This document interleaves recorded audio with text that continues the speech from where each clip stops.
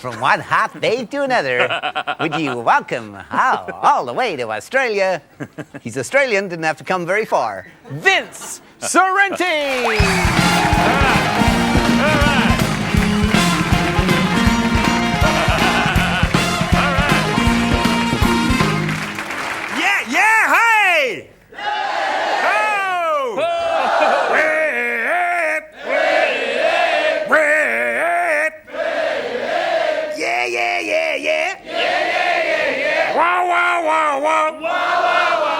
I respect Bob Hawke.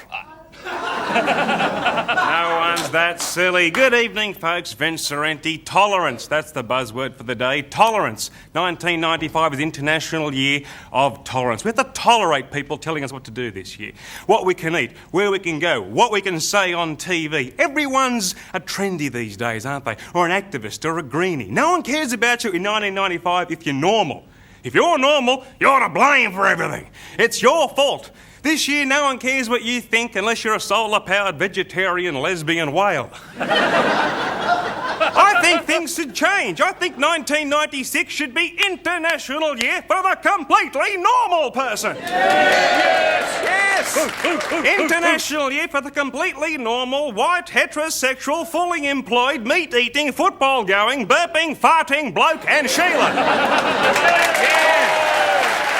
Thank you!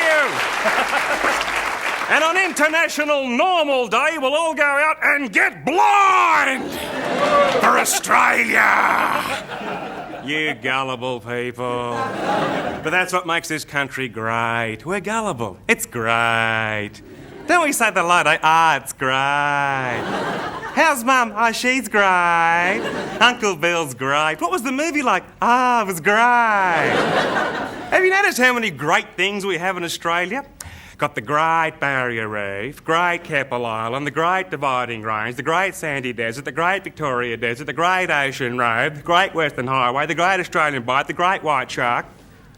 It's bloody great, mate.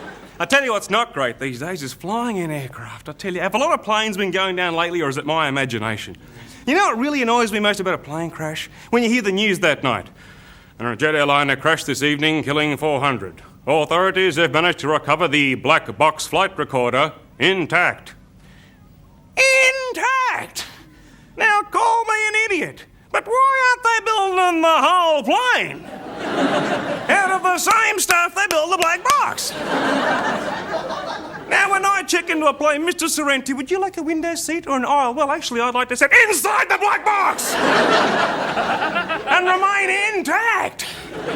And what do they always say? Keep your seatbelt fastened. That's going to make a big difference, isn't it? Keep it done up nice and tight. Oh, yeah, try driving your car into a wall at 900 kilometres an hour. Ooh, gee, I got a bit of sash burn.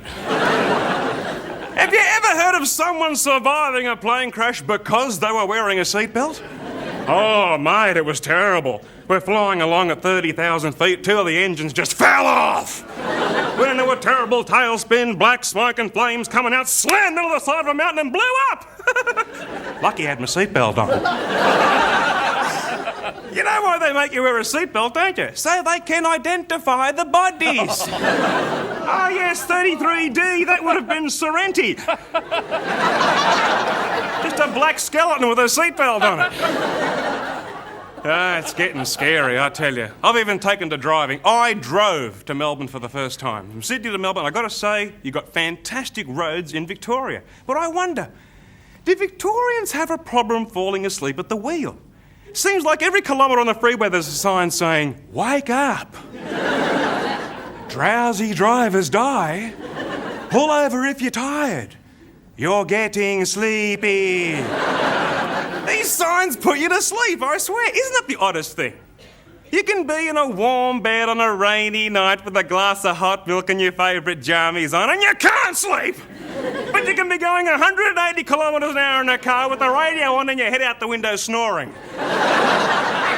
Oh, honey, I can't sleep. I'm going out on the freeway. I see it, I hear it, but I don't believe Thanks very much. I'll see you again. By the way, here are Vince's dates. Can we look at Check him out. Somewhere near you, Vince Sorrenti.